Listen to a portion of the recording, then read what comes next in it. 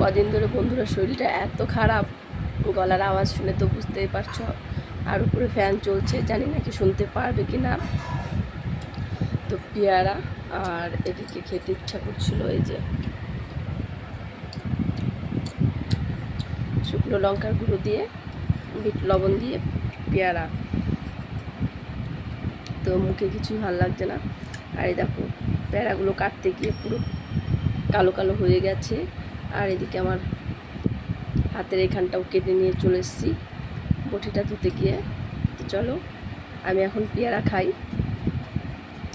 ঝাল ঝাল করে খেতে ইচ্ছা করছিল কদিন ধরে।